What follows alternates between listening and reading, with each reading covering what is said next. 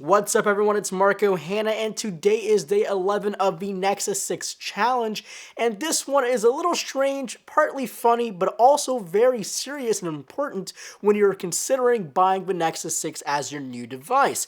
This one is how to deal with the enormous size and scale of this 6-inch Google Nexus 6, so let's go ahead and dive into the day 11 challenge of the Google Motorola made Nexus 6. So it seems like 2014 has been a year full of large devices. We've had the iPhone 6 Plus, the LG G3, just every single massive device was released in 2014, it seems, even the OnePlus One with a 5.5-inch display. This guy has a 5.96, basically a 6-inch display, and that is an enormous size for a cell phone, basically a phablet, this one being bigger than even the Galaxy Note line, which is really the phablet that started it all. And I've had tons of comments and tweets and Facebook responses asking me how do I like the size and basically the form factor of this ginormous device.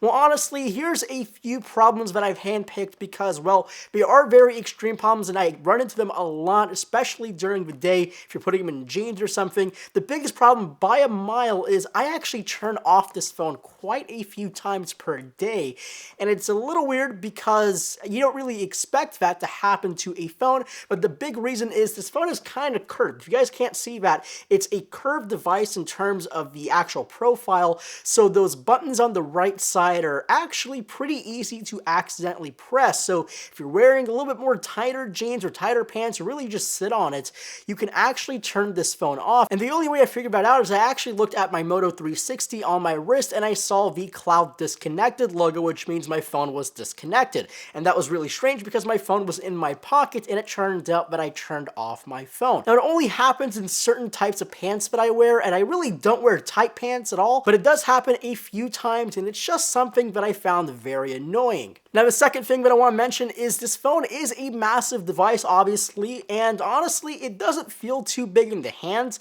In the pockets, you do feel the extra bulk, again, especially if you wear tighter pants. If you're like me, I don't wear very tight pants, but right now it's winter, so I'm not really wearing cargo shorts or any type of shorts at all. So honestly, it is a massive phone, but it's not that heavy, and honestly, it is comfortable. I actually find it a little bit more comfortable if you put the phone screen down, so this is actually on the top side of your pants.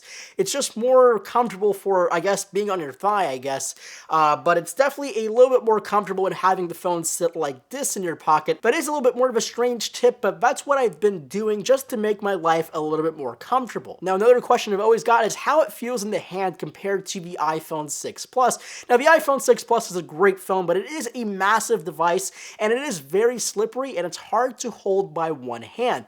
This phone is kind of the same boat. It's not that slippery.